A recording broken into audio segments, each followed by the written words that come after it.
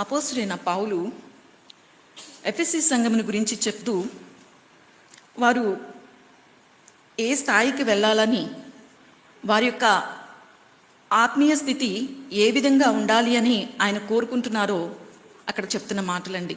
చాలా శ్రేష్టమైన మాటలు ఆ సంఘానికి చెప్తున్నారు. ఈరోజు చదువుతున్న మనకి కూడా దేవుడు మనకి ఆయన ద్వారా ఈ లేఖనాలు చదువుతున్నప్పుడు ఇక్కడ మీ అన్న చోటల్లా మన అని పెట్టుకుందామండి. దేవుడు మన నేత్రాలు ఏం చేశారు? మనోనేత్రాలు తెరిచినందున ఇక్కడ మనకు చెప్తున్నారు, మీ మనోనేత్రములు వెలిగింపబడినందున ఆయన మిమ్ములను పిలిచిన పిలుపునైన నిరీక్షణ ఎట్టిదో. దేవుడు మనందరినీ కూడా ఏం చేశారు? మన మనోనేత్రాలు వెలిగింపబడి మనమందరము కూడా రక్షించబడి మనం ఇక్కడికి వచ్చాం. ఇక్కడ మాటలలోని అర్థాన్ని చూస్తే పిలిచిన పిలుపు వలనైన నిరీక్షణ ఇక్కడ మాట్లాడుతున్నారు. ఇంకొకటి, పరిశుద్ధులలో ఆయన స్వాస్థ్యం యొక్క మహిమైశ్వర్యము. తర్వాత అంటున్నారు, క్రీస్తునందు వినియోగపరిచిన బలాతిశయమును బట్టి ఆయన అపరిమితమైన మహాత్యం. ఆయన మాట్లాడుతున్న ఈ మాటలలోని పరమార్థాన్ని ఈరోజు మనం తెలుసుకుందామండి. దేవుడు మరి ఈ పత్రికలో మనకు మాట్లాడుతున్న మాట ఏమంటున్నారంటే, 1వ అధ్యాయం నుంచి ఈ విషయం మరియు అన్నారు. అక్కడ మరియు అనంటే మనకి ఇంకా ముందు సంగతులు ఉన్నాయి. ఆ ముందు సంగతులు ఏంటి అనుకుంటున్నప్పుడు ఆయన చెప్తున్నారు, మనల్ని ఏం చేసుకున్నారో, ఎలా రక్షించుకున్నారో, ఎలా పిలుచుకున్నారో ఆ పిలుపు వలన ఆయన నిరీక్షణ గురించి మాట్లాడుతున్నారు. అంటున్న మాటను మనం జ్ఞాపకం చేసుకుంటే ఆ పత్రికలో మరి చెప్తున్న మాట ఏమంటున్నారు అంటే 4వ వచనం నుంచి చెప్తున్నారు. 3వ వచనం నుంచి మనం చదువుకుంటూ వెళ్తే మనకి ఏమనుగ్రహించారంటే, క్రీస్తునందు పరలోక విషయంలో ఆత్మ సంబంధమైన ప్రతి ఆశీర్వాదాన్ని మనకి అనుగ్రహించారు. తర్వాత అంటున్నారు, మరి మనలందరినీ కూడా యేసుక్రీస్తు ద్వారా తనకి కుమారులుగా స్వీకరించుటకై మనలను ముందుగా తన కోసము నిర్ణయించుకొని మనము తన ఎదుట పరిశుద్ధులమును నిర్దోషులమునై ఉండవలనని జగత్ పునాది వేయబడక మునిపే ప్రేమ చేత ఆయన క్రీస్తులో మనలను ఏర్పరచుకునిను. ఆయన పిలిచిన పిలుపు మనను అంటున్నారు, వెలిగింపబడిన మన మనోనేత్రాలు తెరవక ముందు ఇక్కడ ఈ ఎఫెసీ పత్రికలో మనం నేర్చుకోవాల్సింది, దేవుడు మనల్ని చూచాడు. ఎక్కడ చూశారు? ఆయన అంటున్నారు, జగత్ పునాది వేయబడక మునిపే మనల్ని ఎక్కడ చూచారంటే, దేవుడు జగత్ పునాది వేయబడక మునిపే దేవుడు మనల్ని చూచారు. చూచిన దేవుడు ఏం చేశారు? మనము ఎలా ఉంటే ఆయన రక్షించుకున్నారు. ఈరోజు ఈ మాటలను మనం తెలుసుకుంటున్నామండి. మనల్ని పిలిచిన పిలుపు వలనైన నిరీక్షణ, ఆయన మహిమైశ్వర్యము, ఆయన మహాత్యము. ఈరోజు మనం దేవుని యొక్క ఔన్నత్యం, దేవుని యొక్క గొప్పతనాన్ని మనం తెలుసుకుంటున్నాం. మనం అందరము కూడా అంటూ ఉంటాం, దేవుడు నన్ను ఏం చేశారు? ఆయన నా ఎడల ఒక ప్రణాళిక, ఒక ఉద్దేశం నా ఎడల కలిగి ఉన్నారు అని మనం అనుకుంటూ ఉంటాం. మరి ఆ ప్రణాళిక, ఆ యొక్క ఉద్దేశం ఎప్పుడు చూచారు దేవుడు అని అంటే, దావీదేమంటున్నారు తెలుసా? నేను భూమి యొక్క అగాధ స్థలములలో రూపించబడుతున్నప్పుడే, తల్లి గర్భంలో పిండముగా అంటే మనల్ని జగత్పునాదిలో చూసిన దేవుడు తల్లి గర్భంలోనే మనందరినీ కూడా చూశారు. చూసిన దేవుడు మరి మన ఎడల ఎటువంటి ఉద్దేశం కలిగి ఉన్నారు, ఎలాంటి ప్రణాళిక కలిగి ఉన్నారు అని అంటే, దేవుడు చూచారు. చూచిన తర్వాత 7వ వచనంలో, దేవుని కృపా మహదైశ్వర్యమును బట్టి ఆ ప్రియుని యందు ఆయన రక్తము వలన మనకి విమోచనం, అనగా మన అపరాధములకు క్షమాపణ కలిగి ఉన్నది. మనకి ప్రభువైన యేసుక్రీస్తు ఏం చేశారు? క్షమాపణని అనుగ్రహించారు. దేవుడు చూచారు, యేసుక్రీస్తు చేశారు. యేసుక్రీస్తు చేశారు. దేవుడు మనల్ని జగత్ పునాది వేయబడక మనిపే నువ్వు నేను ఎలా నిర్మించబడాలో, మన యొక్క నిర్మాణం ఎలా ఉండాలో, ఎత్తు ఉండాలా, ఇంత ఉండాలి, ఇలా ఉండాలి అనే స్ట్రక్చర్ని ఆయన ఏం చేస్తారు? మనల్ని జగత్ పునాది వేయబడక మునిపే చూశారు. ప్రభువైన యేసుక్రీస్తు మన కొరకు చేశారు. కింద మళ్ళీ ఇంకొక వచనం చదువుతున్నానండి, 11 నుంచి, మరియు క్రీస్తునందు ముందుగా నిరీక్షించిన మనము తన మహిమకు కీర్తి కలగచేయవలనని దేవుడు తన చిత్త ప్రకారమైన సంకల్పమును బట్టి మనల్ని ముందుగా నిర్ణయించి ఆయన యందు స్వాస్థ్యముగా ఏర్పరిచెను. ఆయన తన చిత్తానుసారముగా చేసిన నిర్ణయము చెప్పున సమస్త కార్యములను జరిగించుచున్నాడు. మీరును సత్యవాక్యమును అనగా మీ రక్షణ సువార్త విని క్రీస్తునందు విశ్వాసముంచి వాగ్దానము చేయబడిన ఆత్మచేత ముద్రింపబడితిరి. దేవుడు చూచాడు, యేసు ప్రభు వారు చేశారు, పరిశుద్ధాత్ములు మనల్ని చేర్చారండి. ఎక్కడ చేర్చారు? ప్రభువైన యేసుక్రీస్తు మనకి దేవుడు చూచిన దేవుడు తన కుమారుని ద్వారా మనకి ఏం చేశారో తెలుసా? ఇక్కడ చెప్తున్న మాట ఏంటంటే, వాగ్దానము చేయబడిన ఆత్మచేత మనం ముద్రించబడితిమి. మనం చదువుకుంటున్నాం కాబట్టి మనం ముద్రించబడ్డాం. ప్రభువైన యేసుక్రీస్తు ఏం చేశారు అంటే వాగ్దానం చేశారండి. ఏమని వాగ్దానం చేశారు? ఆయనే తానే మనకు చేసిన వాగ్దానం ఏంటిది? నిత్య జీవం అనుగ్రహిస్తానని ఆయనే తాను మనకు చేసిన వాగ్దానం. దేవుడు మరి కుమారుని ద్వారా మనకు అనుగ్రహించిన వాగ్దానం ఏంటంటే నిత్య జీవమును అనుగ్రహిస్తానని. ఆ నిత్య జీవములో మనం ఉండాలని నిన్ను నన్ను దేవుడు ఎక్కడ చూశారండి? ఎక్కడ చూశారు తెలుసా? మనల్ని జగత్ పునాది వేయబడక మునిపే మనం అక్కడుండాలని దేవుడు చూశారు. దాని కొరకు ఆయన పనిని ఏం చేస్తున్నారు? అందుకే అంటున్నారండి, ఆయన మహిమైశ్వర్యము ఈ మట్టి ఘట్టములలో ఆయన ఏం చేశారు? తన మహిమైశ్వర్యమును నింపి మనందరికీ కూడా మహాత్యము ప్రభువైన యేసుక్రీస్తు బలాతిశయమును పట్టి ఆయన కనపరిచిన మరి మహాత్యము అంటే మరి ఏమంటున్నారు? మన మట్టి ఘట్టములలో మహిమైశ్వర్యమును నింపారు. మరి ఆయన యొక్క మహాత్యం అంటే మన కార్యసిద్ధి కలగజేయే శక్తిని ఆయన ఏం చేస్తున్నారు? పరిశుద్ధాత్మ ద్వారా నింపి మరి అంటున్న మాట ఏంటంటే, మరి యేసుక్రీస్తు చేసినది ఏంటి అని అంటే పునరుద్ధాన శక్తి మనకు అనుగ్రహించారు. మనమందరము కూడా దేనికి? హెబ్రీ పత్రికలో ఉంటుంది, మరణము ఏం చేసింది మనని? బలము, మరణ బలం అండి. ఆ బలాన్ని దేవుడు యేసుక్రీస్తు ద్వారా ఏం చేశారు? ఓ మరణమా నీ ముల్లెక్కడా, ఓ మరణమా నీ విజయం ఎక్కడా అని ఆయన చూపిన బలాతిశయము, అది మహిమోత్వం అండి. అది అంత శక్తి కలిగినది. ఆ శక్తికి మరి ప్రభువైన యేసుక్రీస్తు మనల్ని ఏం చేస్తున్నారంటే, తండ్రి మనల్ని ఎలా సిద్ధపరుస్తున్నారంటే, మనల్ని అనాది సంకల్పంలో దేవుడు చూచారు. ప్రభువైన యేసుక్రీస్తు మన కొరకు ఆయన ఏం చేశారు? పునరుద్ధానం తిరిగి లేచుట ద్వారా మనందరినీ కూడా పాప విమోచన కలిగించి మనందరికీ పాప క్షమాపణ అంటున్న మాట. ఇక్కడ చెప్పబడుతున్న మాట ఏంటంటే, ఒక మాట ఒకటి ఉంటుందండి 8వ వచనంలో, కాలము సంపూర్ణమైనప్పుడు జరగవలసిన ఏర్పాటును బట్టి ఆయన తన దయా సంకల్పము చొప్పున తన చిత్తమును గూర్చిన మర్మం అంటే దాచబడినది మనకేం చేస్తున్నారు? తెలియచేసి మనకు సంపూర్ణమైన జ్ఞాన వివేచన కలుగుటకు ఆ కృప మన ఎడల విస్తరింపచేశారు. ఈరోజు మనం నేర్చుకుంటున్న మాట ఇదేనండి. దేవుడు మనల్ని అందరినీ చూచిన దేవుడు మరి ప్రభువైన యేసుక్రీస్తు అంటే ఈ లోకానికి ఎలా వచ్చారైనా? కృప సత్య సంపూర్ణుడిగా ఈ లోకానికి వచ్చి మనకి మరి కృపని చూపించి ఆయన ఏం చేసుకున్నారు? విమోచించారు. పరిశుద్ధాత్ముడు మనల్ని ఏం చేశారు? క్రీస్తు చేసిన వాగ్దానం, యేసుక్రీస్తు చేసిన వాగ్దానం, నేను మీకు నిత్య జీవం అనుగ్రహిస్తానని చేసిన వాగ్దానాన్ని పరిశుద్ధాత్ముడు ఏం చేశారంటే మనల్ని ముద్రించారు. ఎప్పటి వరకు? విమోచన దినం వరకు. ఇదే ఎఫెసీ పత్రిక 4వ అధ్యాయము 30వ వచనంలో అంటున్నారండి, దుఃఖపరుచుకుడి విమోచన దినం వరకు ఆయన యందు మీరు. దేవుని యొక్క సంకల్పం ఇదండి. ఆయన యొక్క సంకల్పం ఇది. ఆయన చూచిన దేవుడు ఏం చేస్తున్నారో తెలుసా? మన బిడ్డలను ఎప్పుడు చూసామండి? మనం అందరము మరి స్త్రీలం కదా, పిల్లల్ని కనుక్కున్న తర్వాత మనం ఎప్పుడు చూస్తాం? అంతా అయిపోయి బయట వాళ్ళు కూడా చూసేసిన తర్వాత మనం చూస్తామండి. ఎందుకంటే మనం స్పృహలో ఉండం, మనకు అప్పుడు తెలియదు ఏమి. మన వాళ్ళందరూ చూసేసిన తర్వాత మనం చూస్తాం. కానీ దేవుడు మనల్ని ఎప్పుడు చూశారు? అనాది జగత్ పునాది వేయబడక మనిపే ఇంత గొప్ప ప్రేమ కదా. ఆయన మహిమైశ్వర్యము ఆయన మరి అని అంటున్నారు. ఆ మహిమైశ్వర్యం చూపిన దేవుడు మనకి ఇప్పుడు ఏం చేశారు? నిరీక్షణను కూడా ఇచ్చారు. ఆ నిరీక్షణ ఎవరి యందు? క్రీస్తునందు మనకి నిరీక్షణ. ఈ నిరీక్షణ మనల్ని ఏం చేయదు? సిగ్గుపరచదు. ఈ నిరీక్షణ మనల్ని సిగ్గుపరచదు. అందుకనే మనకి ఏం చేశారంటే వాగ్దానము చేయబడిన ఆత్మచేత మనల్ని ఏం చేసుకున్నారు? సీల్ చేశారండి. ఇప్పుడు మనం ఏం చేయబడ్డ వాళ్ళం? సీల్ చేయబడిన వాళ్ళం, ముద్రింపబడ్డాం మనం. ఇప్పుడు దేవుడు చేసిన కార్యం అయితే ఈ విధంగా ఉంది కదా. ఇది మనం చదువుకుంటున్న మాట. ఈ మాట మనం అందరూ అంటూ ఉంటాం. మరి మీరు చదువుకుంటున్నప్పుడు జగత్ పునాది వేయబడక మునిపే ఎలా చూశాడో మరి ఒకసారి చరిత్రలోనికి వెళ్దామండి.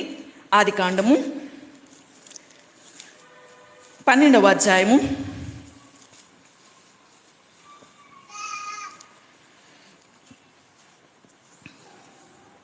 3వ వచనంలో అబ్రహాముతో దేవుడు చెప్తున్న మాట ఏంటి అంటే, రెండో భాగం నుంచి చదువుతున్నాను.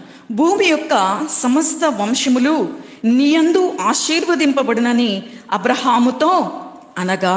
ఏం చెప్తున్నారండి అబ్రహాముకి? భూమి యొక్క సమస్త వంశములు నీయందు ఆశీర్వదింపబడునని అబ్రహాముతో అనగా యెహోవా అతనితో చెప్పిన ప్రకారం అబ్రహాము వెళ్ళెను. అబ్రహాముకి దేవుడు చెప్పారండి. ఏమని? మొదటి వచనంలో మనం చూస్తే ఏం చెప్పారు దేవుడు? నీవు నీ దేశమును విడిచి, నీ బంధువులను, నీ వాళ్ళందరినీ విడిచి ఎక్కడికి వెళ్ళాలి తెలుసా? నేను చూపించే దేశమునకు వెళ్ళమన్నారు. ఆ దేశమునకు వెళ్ళేటప్పుడు అక్కడ దేవుడు వాగ్దానం చేసి పంపుతున్నారండి. వాగ్దానం ఏంటి అని అంటే, ఆయన అంటున్నారు, భూమి యొక్క సమస్త వంశములు నీ అందు ఆశీర్వదింపబడనని అబ్రహాముతో. ఇక్కడ అబ్రహాముకు చేసిన వాగ్దానంలో నిన్ను నన్ను చూశారండి దేవుడు, మనల్ని చూశారు. భూమి యొక్క చెప్తున్న మాట ఏంటి అంటే, భూమి యొక్క సమస్త వంశములు అంటే అన్ని వంశములు కూడా ఏం చేయబడ్డాయి? ఆశీర్వదింపబడ్డాయి. మనం ఇందాక ఎఫెసీ పత్రికలో మనం చదువుకున్నది, పర సంబంధమైన ప్రతి ఆశీర్వాదాన్ని దేవుడు మనకి అనుగ్రహించారు. అబ్రహాముకు చేసిన వాగ్దానం, ఈ వాగ్దానము మరి ఇలా కొనసాగుతూ వచ్చింది. ఈ వాగ్దానము చేయబడినది మరి ఎవరు? అబ్రహాము అనంటే, అబ్రహాము ఈ చేయబడిన వాగ్దానం ఎవరికి చెందాలి? ఎవరికి చెందాలి అంటే, ఇది కొనసాగడానికి దేవుడు ఏర్పరచుకున్న ప్రజలు. దేవుడు ఏర్పరచుకున్న ప్రజలు ఇశ్రాయేలీలు. ఆ ఇశ్రాయేలీలు అలా మరి అబ్రహాము నుంచి మొదలైన ఆ యొక్క సంతానము తర్వాత యాకోబు దగ్గరికి వచ్చినప్పుడు యాకోబు యొక్క మరి వంశావళిని చూస్తూ ద్వితీయ దేశకాండ 32వ అధ్యాయంలో ఏమంటారంటే, యాకోబు దేవుని యొక్క స్వాస్థ్యం అంటే యాకోబు దేవుడిగా ఏం చేసుకున్నారు? స్వాస్థ్యముగా ఏర్పాటు చేసుకున్నారు. యాకోబు అంటే ఇశ్రాయేలు అండి. ఇశ్రాయేలుని దేవునికి స్వాస్థ్యంగా ఏర్పాటు చేసుకొని ఆ స్వాస్థ్యము ఎక్కడికి వెళ్ళాలని? కనాను దేశంలో వెళ్ళాలి. ఆ స్వాస్థ్యముగా ఎవరైతే మరి నడిపింపబడుతున్నారో వారందరినీ కూడా ఎక్కడికి చేర్చాలని దేవుని యొక్క ఉద్దేశం? కనానులోనికి మరి చేర్చబడాలని దేవుని ఉద్దేశం. మరి ఈ విధంగా దేవుని యొక్క సంకల్పము మరి ఆయన మరి ఆ రోజు అబ్రహాముకైతే సమస్త వంశావళి అన్నారు. మరి రాను చూస్తుంటే తర్వాత మోషే ద్వారా మనకి ఇశ్రాయేలుకి ఏం అనుగ్రహింపబడింది? ధర్మశాస్త్రం అనుగ్రహింపబడింది. ధర్మశాస్త్రం అనుగ్రహింపబడిన తర్వాత ధర్మశాస్త్రం ఎవరికి? ఇశ్రాయేలీలకి మాత్రమే. ఆ ఇశ్రాయేలీలు మాత్రమే ఎక్కడికి అర్హులు, వారసులు? కనాను దేశంలోనికి. వారు మాత్రమే దేవుడు ఏర్పరచుకున్న ప్రజలు, దేవుడు ఎన్నుకున్న ప్రజలు వారు కాబట్టి వారికి మాత్రమే దేవుడు ఏం చేశారు? వాగ్దత్త దేశంలోనికి ప్రవేశాన్ని కలగచేశారు. అలా కనాను దేశంలోనికి వారు అర్హులు అండి. కనాను దేశంలోనికి ఇశ్రాయేలు ప్రజలు మాత్రమే అర్హులు. అలా మరి చూసుకుంటున్నప్పుడు మనం అందరం కూడా చూస్తాము. మరి మనం పోయిన వారం పార్టీ భాగంగా ఒకసారి నేను గుర్తు చేస్తున్నాను, సెలహు కుమార్తెలని చూసామండి. మరి వారు 5గురు కూడా అక్కడ చెప్తున్నప్పుడు మనం సంఖ్యాకాండంలో చూసినప్పుడు ఎంతమంది మరి బయలుదేరి వెళ్ళారు, కానీ బయలుదేరిన వారందరూ కూడా ఏం చేయబడలేదు? అందరూ కూడా వెళ్ళలేదండి. ఆ నాటి నుంచి బయలుదేరిన వారిలో 2 మాత్రమే, యెహోషువ, కాలేబు, వారు మాత్రమే ఆ యొక్క కనాను దేశంలోనే మరి స్వతంత్రించుకున్నారు. ఆ భూభాగము స్వాస్థ్యముగా వారు పొందుకున్నారు. స్వాస్థ్యం అంటే ఈ లోకంలో మనం అనుకుంటే మాట స్వాస్థ్యం ఆస్తి, లేకపోతే సంపద, లేకపోతే మనకి ఏదైతే ఉందో దానిని మనం స్వాస్థ్యముగా, మనది అనుకుంటున్నప్పుడు దాన్ని మనం స్వాస్థ్యముగా భావిస్తూ ఉంటాం. అలాగా వారికి దేవుడు చేసిన వాగ్దానము వారికి స్వాస్థ్యంగా ఇస్తాను అంటున్న దేశమును వారికి అనుగ్రహించి మరి వెళుతూ ఉన్నప్పుడు అక్కడ అలా జరిగింది. ఈ యొక్క యాకోబు యొక్క సంతానం ఏదైతే 12 మంది ఉన్నారో ఆ 12 మంది గోత్రకర్తలు, వారి యొక్క పిల్లలు, వారందరికీ కూడా ఏం చేయబడుతుంది? కనాను దేశంలో ప్రవేశానికి మనం అందరం పోయిన వారం చూసాము, అంతకుముందుసారి చూసాము. అలా అంటున్నప్పుడు వీళ్ళైతే తండ్రి, వీరికి కుమారుడు లేడు. కుమారుడు లేనప్పుడు వీరికి అక్కడ స్వాస్థ్యము లేదు. మరి ఎలా? అందుకు వారు చేసిన పనిని కూడా మనం చూసాం. వారు మాట్లాడుకున్నారు. వారందరూ కూడా మరి ఎదిరించి మోషే దగ్గరికి, సర్వ సమాజం దగ్గరికి వెళ్ళి వారు పొందుకున్నప్పుడు దేవుడు అక్కడ మరి మోషే దేవుణ్ణి అడిగాడు. దేవుణ్ణి అడిగితే దేవుడు ఏం చెప్పాడండి? మోషే అడగగానే యుక్తమే. ఒకసారి మళ్ళీ ఆ మాట చదువుతాను. 6వ వచనము 27వ అధ్యాయము సంఖ్యాకాండం. యెహోవా మోషేకి ఇలాగూ సెలవిచ్చెను, సెలహు కుమార్తెలు చెప్పినది యుక్తం. ఎందుకు యుక్తమైందండి? ఎందుకు యుక్తమైంది కదా? కానీ సమస్త వంశావళిని దేవుడు ఎక్కడ చూశారు? ఆ రోజు అబ్రహాంకి చేసిన వాగ్దానం అండి. వారందరినీ కూడా దేవుడు ఏం చేయాలనుకుంటున్నారు? కనాను దేశంలోనికి ప్రవేశపెట్టబడాలి. ఇక్కడ చెప్పబడుతున్న మాట ధర్మశాస్త్ర ప్రకారం కానీ ఇలాగా ఆ యొక్క విధులు ఏవైతే ఉన్నాయో వాటి ప్రకారం ఎవరు మాత్రమే హక్కుదారులు? ఎవరు మాత్రమే? కుమారులు మాత్రమే హక్కుదారులు. కానీ ఇక్కడేం చేయబడింది? కుమార్తెలు కూడా స్వాస్థ్యములో ఆ యొక్క భాగము ఇవ్వబడుతుంది. ఇక్కడ మనం చూస్తున్న ఈ పాఠాన్ని మనము ఈరోజు దాన్ని నేను కొనసాగించడానికి దేవుడు మరి మనకు అనుగ్రహించిన ఈ యొక్క సమయంలో మనం ఒకసారి చూద్దామండి. మోషే వెళ్ళి ప్రార్థన చేయగానే, అంటే దేవుడికి చెప్పగానే దేవుడు యుక్తం. ఎందుకు అంటే అది అనాది సంకల్పం అండి. అనాది సంకల్పం. ఆ అనాది సంకల్పంలో దేవుడు ఎవరిని చూడాలి, ఎలా చూడాలి అనుకున్నారంటే అందరినీ చూడాలనుకున్నారు. కాబట్టే ఆయన వారికి అనుగ్రహించారు. అయితే వాగ్దానాలు నెరవేర్చబడాలి అని అంటే, వాగ్దానాలను స్వతంత్రించుకోవాలంటే పోయినసారి మనం నేర్చుకున్న మాట కండిషన్స్ అప్లై అండి. షరతులు ఉంటాయి. మనం ఎలా పడితే అలా జీవించేస్తే వాగ్దానంలోనికి వాళ్ళు అక్కడ చెప్పారు. మోషే వాళ్ళకి ఏం చెప్పారో తెలుసా? మీరు ఏం చేసి ఉండాలి? హత్తుకుని ఉండండి.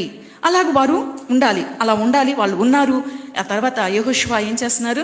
యెహోషువ ముందుకు వెళ్ళారు. వాళ్ళు యెహోషువ ముందుకు వెళ్తే మరి వారికి ఏం చేయబడింది? మోషే ద్వారా ఏదైతే రాయబడిందో దానిని యెహోషువ చూచి వెంటనే వారికి ఇచ్చారు. వారు ఆ కనాను దేశంలో వారు కూడా స్వాస్థ్యాన్ని పొందుకున్నారు. ఈరోజు మనం కూడా మరి ఆ రోజు దైవ నిర్ణయం, దేవుని యొక్క ఆలోచన ఈరోజు మనకి కూడా ఎలా అనుగ్రహిస్తున్నారో, వారికి మాత్రమే కాదు కానీ ఈరోజు మనకి కూడా ఎలాగ అనుగ్రహిస్తున్నారో మరి ఒకసారి గలతీలకు రాసిన పత్రిక 3వ అధ్యాయము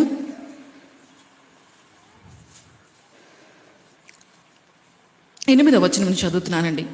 దేవుడు విశ్వాసమూలముగా అన్యజనులను నీతిమంతులుగా తీర్చినని లేఖనము ముందుగా నీయందు అన్యజనులందరూ ఆశీర్వదింపబడదురని అబ్రహాముకు సువార్తను ముందుగా ఏం చెప్పారండి? ఇక్కడ మనం చదువుతున్న మాట, నీయందు అన్యజనులందరూ కూడా ఆశీర్వదింపబడదురని అబ్రహాముకు ఏమంటున్నారు ఇక్కడ? సువార్తను ముందుగా ప్రకటించును. కాబట్టి విశ్వాస సంబంధులే విశ్వాసము కల అబ్రహాముతో కూడా ఆశీర్వదింపబడుదురు. ధర్మశాస్త్రము విధించిన క్రియలకు సంబంధులందరూ శాపమునకు లోనైన వారు. ధర్మశాస్త్రము మరి ఏం చేసింది? తర్వాత ముందుకు వెళ్తే ఇంకంటున్న మాటను కూడా మనం ఒకసారి చూస్తే 13వ వచనంలో, ఆత్మను గూర్చిన వాగ్దానము విశ్వాసము వలన మనకు లభించినట్లు అబ్రహాము పొందిన ఆశీర్వచనము క్రీస్తు యేసు ద్వారా అన్యజనులకు కలుగుటకై క్రీస్తు మన కోసము శాపమై మనలను ధర్మశాస్త్రం యొక్క శాపము నుండి విమోచించెను. యేసుక్రీస్తు ఏం చేశారండి? యేసుక్రీస్తు దేవుడు మనల్ని చూచారు. యేసుక్రీస్తు మనకేం చేశారంట? ఆ రోజు అబ్రహాముకు చేయబడిన వాగ్దానము మనల్ని ఏం చేశారు? ఇక్కడ చెప్తున్నారు, క్రీస్తు యేసు ద్వారా అన్యజనులకు కలుగుటకై క్రీస్తు మన కోసము శాపమై మనలను ధర్మశాస్త్రం యొక్క శాపము నుండి విమోచించెను. 16వ వచనం, అబ్రహామునకు అతని సంతానమునకు వాగ్దానములు చేయబడెను. ఎవరికి చేయబడ్డాయి? అబ్రహామునికి అతని సంతానమునికే వాగ్దానములు చేయబడ్డాయి. మనకి చేయబడలేదండి. అన్యజనులైన మనకి ఆ వాగ్దానము వర్తింపదు. అది ఎవరికి అనంటే అబ్రహామునకును అతని సంతానమునకు వాగ్దానములు చేయబడెను. ఆయన అనేకులను గూర్చి అన్నట్లు సంతానములకు అని చెప్పక ఒకరిని గూర్చి అన్నట్లు నీ సంతానమునకు అనెను.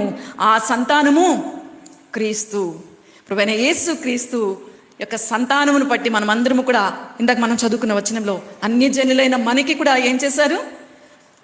మనకి కూడా ఆయన మనల్ని విమోచించుకొని ఆ అన్యజనులమైన మనకి కూడా ఆ వాగ్దానము చెందేటట్లుగా మనల్ని ఏం చేశారు? ఆ వాగ్దానము చేయబడినది ఏదైతే ఉందో ఆత్మ ద్వారా మనకి కూడా సీల్ చేసేసారండి. ఇక ఇది ఇప్పుడు ఎవ్వరు కూడా మార్చలేరు. ప్రభువైన యేసు క్రీస్తు ద్వారా ఆ సంతానము ప్రభువైన యేసు క్రీస్తు. ఇక్కడ మనం చదువుకుంటే ఆ రోజు మరి మనం ప్రకటన గ్రంథంలో చూస్తాం, యాకోబు యొక్క సంతానం ఏదైతే 12 మంది ఉన్నారో ఆ 12 మంది యొక్క గోత్రకర్తల పేర్లు ఎక్కడున్నాయి? పరలోకంలో అండి. వారి యొక్క 12 మంది వీరు ఎవరైతే ఉన్నారో వారి పేర్లు, 12 మంది అపోస్తలులుగా ఉన్న వారి పేర్లు అక్కడ లిఖింపబడ్డాయి. అంత శ్రేష్టమైన ఆ యొక్క దేశంలో మరి వారి పేర్లు ముద్రింపబడ్డాయి. ఈరోజు దేవుడు మనం చదువుకున్న మాట ఆయన మహిమైశ్వర్యం, ఆయన మనకిచ్చిన నిరీక్షణ, ఆయన మన ఎడల మహత్యం ఎట్లా, ఆ శక్తి ఎంత గొప్పదో, ఎంత ఉన్నతమైనదో, ఎంత ఉన్నత ప్రణాళిక మనం కలిగి ఉన్నారో. మనమైతే మన బిడ్డల కొరకు మనం ఏమనుకుంటాం, నా బిడ్డలకు ఇది చేయాలి, ఇలా చేయాలి, అలా చేయాలి అనుకుంటాం. ఈ లోకపరంగా మనం ఆలోచిస్తూ ఎన్నో వాళ్ళ కొరకు ఏర్పాటు చేస్తాం. కానీ దేవుడు అనాది సంకల్పం, జగత్ పునాది వేయబడక మునిపే మనందరినీ కూడా ఏం చేశారు, మనం ఎప్పుడో దేవుడు చూచి మన కొరకు ఆయన ప్రణాళికను ఏం చేశారు, నెరవేరుస్తూ వచ్చారండి. మరి అది ప్రభువైన యేసుక్రీస్తు అనుకుంటున్నప్పుడు, మరి ప్రకటన గ్రంథంలో ఉంటుంది, ప్రభువైన యేసుక్రీస్తు యూదా గోత్రమునకు మన అక్కడ చెప్తున్నమాట. ఇప్పుడు మనం ఏమైపోయాం, యేసుక్రీస్తుని బట్టి మనం కూడా ఏమైపోయాం, యూదా గోత్రికులుగా మనం కూడా. అందుకనే యాజకులుగా, రాజులుగా, మనందరినీ దేవుని ప్రజలుగా మనల్ని ఏం చేశారు, యేసుక్రీస్తు చేశారండి. తండ్రి చూచారు, యేసుక్రీస్తు చేశారు, ప్రభువైన పరిశుద్ధాత్ముడు మనల్ని ముద్రించారు. ఇంత గొప్ప ప్రణాళిక. నువ్వు నేను ఈ లోకంలో మనం ఇలాగే ఉండిపోకూడదని మనల్ని కొరకు దేవుడు ఉన్నతమైన ఉద్దేశం, దేవుని యొక్క ఆలోచన, మరి మన కొరకు చేసిన ఈ యొక్క సంకల్పం. ఈ వాగ్దానము కిందకి వెళ్తున్నానండి. మరి ఇక్కడికి మీరు తర్వాత ఇంటికి వెళ్ళినాక చూడండి. తర్వాత ఇప్పుడు ఈ మాటని చూస్తే అంటారు, మరి ఇట్లా అయితే ఆ సంతానము క్రీస్తే కదా, మరి ఇప్పుడు ఇలాగైతే ధర్మశాస్త్ర ప్రకారం అయితే ఏం చేయకూడదు, అన్ని జనులు మరి మనకి లేదు అని అప్పుడు అంటున్నమాట. దేవుని చేత స్థిరపరచబడిన తర్వాత అంటున్న కింద చెప్తున్నమాట 17 కంటిన్యూ చేస్తున్నారు. నేను చెప్పినదేమనగా 430 సంవత్సరములైన తర్వాత వచ్చిన ధర్మశాస్త్రము వాగ్దానమును నిరర్థకము చేయునంతగా పూర్వమందు దేవుని చేత స్థిరపరచబడిన నిబంధనను కొట్టివేయదు. దేవుడేమో అబ్రహాముకి వాగ్దానం చేశారు, ధర్మశాస్త్రమేమో కుదరదు అని చెప్తున్నారు. మరి అలాంటప్పుడు ధర్మశాస్త్రం ఎందుకు? తర్వాత కిందకి వెళ్తే మరి ఇది ఎలా జరుగుతుంది, ఇలా ఎలా జరుగుతుంది అనుకుంటున్నప్పుడు 23వ వచనంలో, విశ్వాసము వెల్లడి కాకమునుపు ఇక ముందుకు బయలుపరచబడబోవు విశ్వాసం అవలంబించవలసిన వారముగా చెరలో ఉంచబడినట్లు మనము ధర్మశాస్త్రమునకు లోనైన వారిమైతిమి. ఇది ఇశ్రాయేలు గురించి చెప్తూ తర్వాత అంటున్నారు, కాబట్టి మనము విశ్వాస మూలమున నీతిమంతులమని తీర్చినట్లు క్రీస్తు నొద్దకు మనల్ని నడిపించుటకు ధర్మశాస్త్రము మనకి బాలశిక్షకుడాయను. ఈ మాట మనకి ఇది నెరవేర్చడం కొరకు 22వ వచనంలో ఏం చెప్తున్నారంటే, యేసు క్రీస్తు నందలి విశ్వాస మూలంగా కలిగిన వాగ్దానము విశ్వసించు వారికి, అంటే ఎవరైతే యేసుక్రీస్తుని విశ్వసిస్తున్నా మనకు అనుగ్రహింపబడినట్లు మరి వారికి కూడా అనుగ్రహింపబడినట్లు. ఇక్కడ మనం చదువుకున్న ఎఫెసీ పత్రికలో చూస్తే, మనం ఇందాక మర్మం అనుకుంటున్నప్పుడు ఆ కృప ఏం చేయబడింది, ఒక్కసారి ఒక్క పేపర్ పక్కకి తిప్పండి.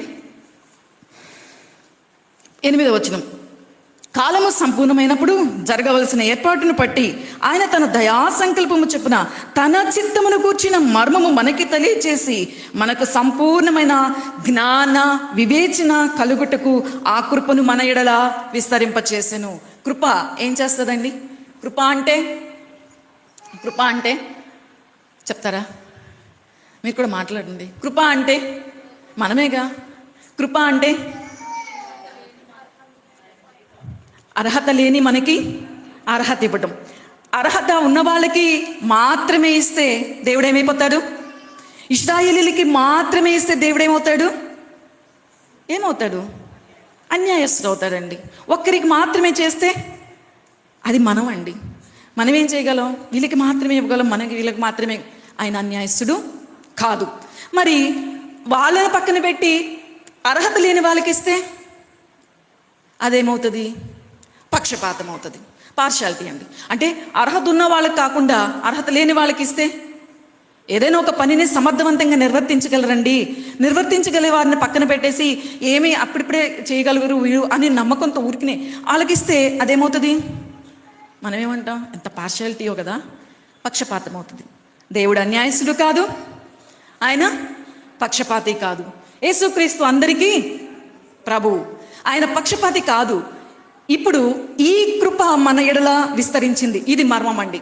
ఈ కృప మన ఎడల ఎలా విస్తరించింది అని అంటే, అర్హత కలిగిన ఇశ్రాయేలీయులకి అర్హత లేని మనల్ని కూడా ఏం చేశారు ఇక్కడ? అందుకని ధర్మశాస్త్రం బట్టి ఎవరు కూడా ఏం కాలేకపోతున్నారు?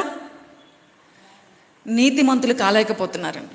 ధర్మశాస్త్రమును బట్టి ఎవరు కూడా నీతిమంతులు కాలేకపోతున్నారు. కాబట్టి వాళ్ళని కూడా మన కోసం ఏం చేశారు ఆయన? ఇక్కడ చెప్తున్నారండి, లేఖనము అందరినీ ఏం చేసింది?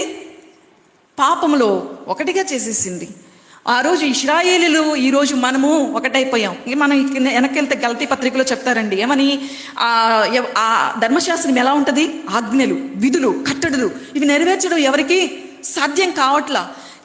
ఆ ధర్మశాస్త్రము ఏం చెప్తుంది ఇక్కడ మన ఈ గలతీలో ఏమంటారంటే, అది మనిషిని ఏం చేయలేకపోతుంది, నిత్యము జీవింప చేయలేకపోతుంది. నిత్యము జీవించలేకపోతుంటే ఆ యొక్క మనిషి ఏమైపోతున్నారు, పాప అయిపోతున్నాడు, నీతిమంతుడు కాలేకపోతున్నాడు. కాబట్టి ఇక్కడ చెప్తున్న మాట ఏంటనంటే, ఆ రోజు ఇశ్రాయేలీలు నీతిమంతులు కాలేదు, ఈరోజు అన్ని జనులమైన మనము పాపులమే. మనము కూడా ఏర్పరచబడిన వారము, వారు ఏర్పరచబడిన వారు, మనము ఏర్పాట్లో లేని వారము. కానీ ఈ కృప ఏం చేయబడింది, విస్తరించబడింది. ఇది ఆయన మహిమైశ్వర్యం అండి. ఆయన యొక్క మహాత్యమైన శక్తి ఇది. ఈ యొక్క శక్తిని, ఆయన యొక్క ఐశ్వర్యము మన ఎడల ఇప్పుడు మనకేం చెప్తున్నారు, పరలోక సంబంధమైన ప్రతి ఆశీర్వాదానికి మనం వారసులము. అయితే ఇంకా మన కిందకి గలతీలకు రాసిన పత్రికలోని కిందకి వెళ్తానండి. 25వ వచనం, అయితే విశ్వాసము వెల్లడియాయను కనుక ఇక బాలశిక్షణ కింద ఉండము. యేసుక్రీస్తునందు మీరందరూ విశ్వాసము వలన దేవుని కుమారులై ఉన్నారు. క్రీస్తులోనికి బాప్తీసము పొందిన మీరందరూ క్రీస్తుని ధరించుకొని ఉన్నారు. ఎవరైతే బాప్తీసం పొంది యేసుక్రీస్తు రక్షకుడని ఎవరైతే అంగీకరించారో వారందరూ కూడా ఏం చేయబడ్డారంట, దేవుని పిల్లలుగా. దేవుని యొక్క పిల్లలుగా మనమందరం కూడా బాప్తిసం పొంది మన కుమారులమై ఉన్నారు. ఆ తర్వాత క్రీస్తుని ధరించుకుని ఉన్నారు. 28వ వచనంలో, ఇందులో యూదుడని గ్రీసు దేశస్థుడని లేదు, దాసుడని స్వతంత్రుడని లేదు, పురుషుడని స్త్రీ అని లేదు, యేసుక్రీస్తునందు మీరందరూ ఏకముగా. ఆనాడు సెలవుపది కుమార్తెలు చేసిన యొక్క విన్నపం ఏదైతే ఉందో, మోషే దేవుని దగ్గరికి వెళ్ళి యుక్తమే అని చెప్పడంలో దేవుని యొక్క ఉద్దేశం అర్థమవుతుందా? పరలోక రాజ్యానికి బాప్తిస్ము పొందిన వారందరూ కూడా పరలోక రాజ్యానికి అర్హులము. యేసుక్రీస్తు రక్షకుడని అంగీకరించిన వారందరూ క్రీస్తుని ధరించిన వారండి. ఇక్కడ చెప్తున్న మాట, క్రీస్తుని ధరించిన వారందరికీ కూడా యూదుడని, గ్రీసు దేశస్థుడని, దాసుడని, స్వతంత్రుడని, పురుషుడని, స్త్రీ అని, ఇంత గొప్ప ప్రణాళిక అండి. కానీ ఆ రోజు ధర్మశాస్త్రం పట్టి చూస్తే ఎవరు మాత్రమే కనాను దేశంలోనికి ప్రవేశం, పురుషులు, కుమారులకి మాత్రమే స్వాస్థ్యం అండి. కానీ ఇక్కడ ఎవరమైతే యేసుక్రీస్తుని మనం ధరించుకుంటామో వారందరికీ కూడా ఇప్పుడు ఏం చేయబడుతుంది, ఇక భేదం లేదు. ఇప్పుడు మనము కూడా ఏమంటున్నాం, క్రీస్తుతో కూడా మనం శ్రమ పడితే ఆయనతోటి వారసులం. మనం ఆయనతో, సరే మరి దేవుడు చేయవలసిందంతా చేసేస్తారు, భేదం లేదు, తీసేశారు. మనల్ని కూడా ఎక్కడికి చేశారు, ఆయన రాజ్య వారసులుగా అక్కడ మనకి స్వాస్థ్యాన్ని ఏర్పాటు చేశారు. దేవుడు చేయవలసిందంతా చేశారండి. ఆయన చూచాడు, యేసుక్రీస్తు ద్వారా చేశారు, పరిశుద్ధాత్మ ద్వారా ముద్రించేశారు, నిన్ను నన్ను పరలోకానికి అర్హులనిగా చేసేశారు. ఆ దినము కొరకు పరిశుద్ధాత్మను నిన్ను నన్ను ఏం చేస్తున్నారు తెలుసా, సిద్ధపరుస్తున్నారండి. ఈ సిద్ధపాటులో మనకి కలుగుతున్న ఈ లోకంలో ఈ సిద్ధపాటు జరుగుతున్న క్రియలు ఎలాగుంటున్నాయి అంటే, మన జీవితంలో జరిగే సంఘటనలు లేక సంభవించేవి ఏ విధంగా ఉంటాయి అనుకుంటున్నప్పుడు, పేతురు రాసిన మొదటి పత్రిక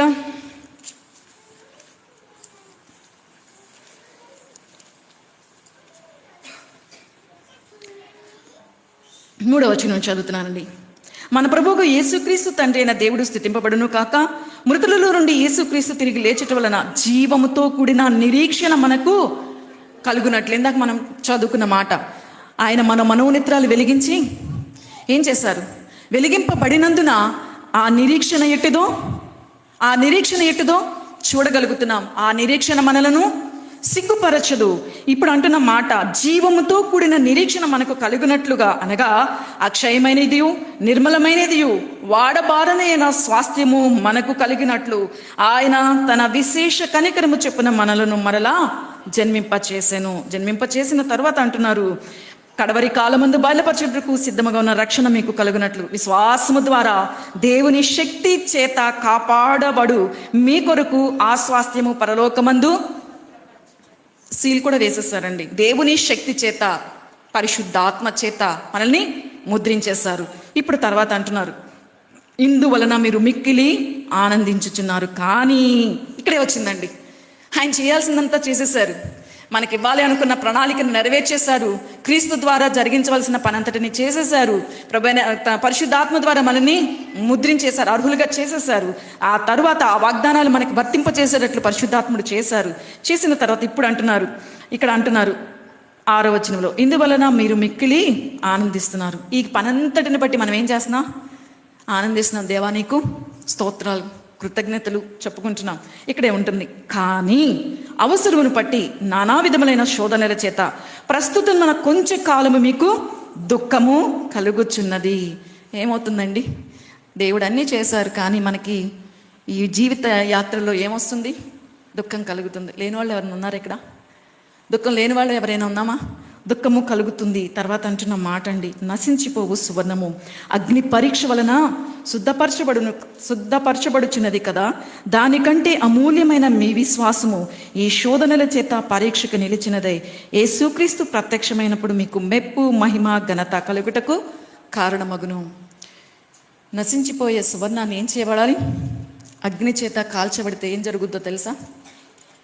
మన ప్రతిబింబం ఎవరైతే చూస్తాకి వెళ్తారో ఆ ప్రతిబింబం అక్కడ కనపడుతుందండి. శ్రమలు కూడా మనల్ని ఏం చేస్తాయి? దినదినము క్రీస్తు స్వారూపము మనలో ఏర్పడుతుందండి. చదివిన ఎఫ్ఎస్సి పత్రికలో అంటున్నారు, క్రీస్తు మనం ఏం చేయాలి? క్రీస్తులో వెదుగుతూ ఆయన యొక్క రూపాన్ని మనం ధరించాలి. ఆ రూపం ధరించబడాలంటే ఊరికినే పరలోకం వచ్చేస్తుందా? మరి అంత చేసిన దేవుడు మనం చెయ్యొద్దా? ఈ లోకంలో జీవిస్తున్నప్పుడు మనకి శ్రమలు వస్తున్నాయి, బాధలు వస్తున్నాయి అని అనుకుని ఒకవేళ ఆగిపోతే, సాగిపోకుండా ఉంటే ఆ రోజు వారికి కనాను దేశంలో ప్రవేశం ఉండేదా? ఆ 5 కుమార్తెలకి మరేం చేశారు? ఉంటే అక్కడ ఉంటాం, లేకపోతే ఎందుకంటే మోషే ముందుకు వెళ్ళాలి అని అంటే మరి ఆ రోజుల్లో పట్టి చూస్తే చాలా, అది మనం మాట్లాడుకుంటున్నాం కానీ అది చాలా కష్టతరమైన విషయం అండి. ఒకవేళ వారి ప్రాణమైనా వారు ఏం చేశారు? తెగించే వెళ్ళారు. మరి చేయలేదా? ఈరోజు మన జీవితంలోనికి వస్తున్న శ్రమలను బట్టి మనం ఒకవేళ ఆగిపోతే ఏం కలుగుదో చెప్తున్నారండి. యేసుక్రీస్తు ప్రత్యక్షమైనప్పుడు మీకు మెప్పు, మహిమ, ఘనత కలుగుటకు కారణమవుతుంది. ఈ శ్రమలను అనుభవిస్తేనే నీకు శాల్వా కప్పాలన్నా, లేకపోతే అక్కడ ఉన్న ఆ ప్లేసెస్లో నిన్ను ఇవ్వాలన్నా, కిరీటాలు ఇవ్వాలన్నా, బహుమతులు ఇవ్వాలన్నా, ఏమి ఇవ్వాలన్నా ఏం చేయబడాలి? ఇక్కడ శ్రమ పడాలి. ఈ శ్రమలు మనం అనుభవించినప్పుడు దేవుడు మనకి ఇస్తానంటున్న మాటలు నేను చెప్పి ముగించేస్తానండి. ఈ శ్రమలు మనం పొందుతున్నప్పుడు ఈ మాటల ద్వారా ధైర్యం పొందుకుందాం. ఈ శ్రమ పడుతున్నప్పుడు ఈ మాటలు మనల్ని ప్రోత్సహించగా ఉండాలని దేవుడు మన కొరకు చెప్తున్న మాట. కొరింథీయులకు రాసిన మొదటి పత్రిక 9వ అధ్యాయము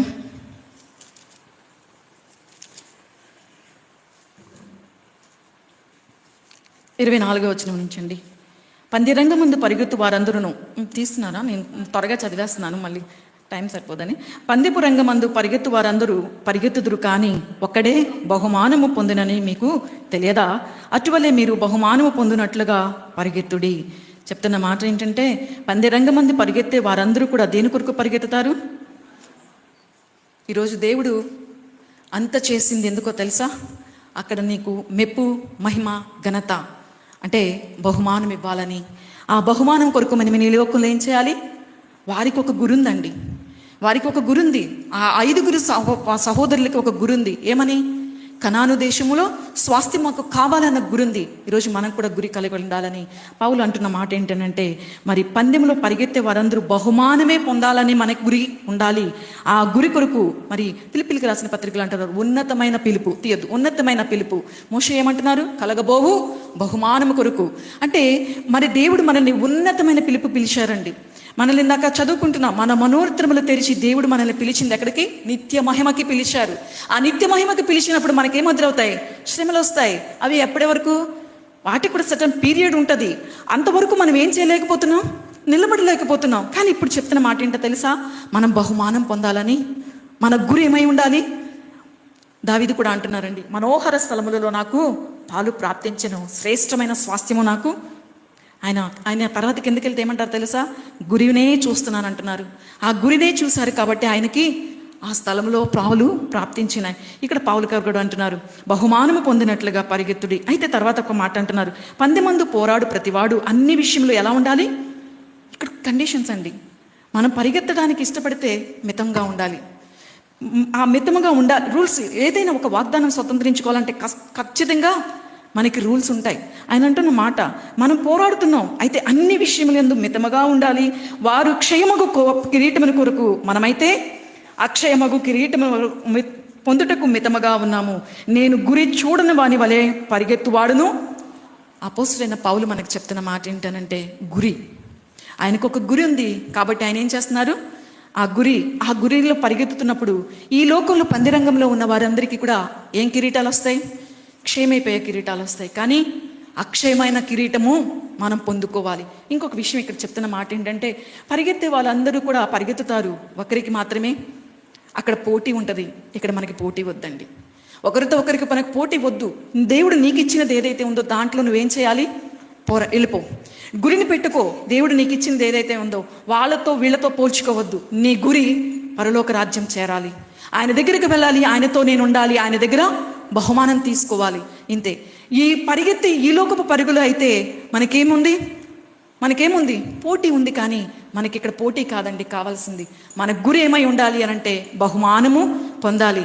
నీ జీవితంలో, నా జీవితంలో, దేవుని యొక్క నిర్ణయంలో ఏమేమి మన జీవితంలోనికి రావాలో వాటిని ఎదుర్కోవాలి. నీకు వచ్చేది పక్కన వారితో ఇంకొకరు వారితో పోలిక కాదు.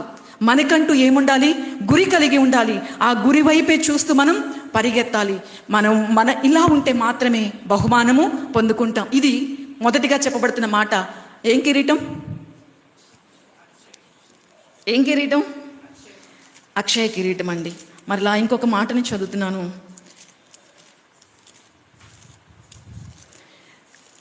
ప్రకటన గ్రంథము 2వ అధ్యాయము. మరణము వరకు నమ్మకముగా ఉండుము, నీకు ఎవరికి చెప్పాలి? బైబిల్ తీయకుండా. మరణం వరకు నమ్మకంగా ఉండుము, నేను నీకు జీవ కిరీటం ఇస్తాను. ఎవరికి?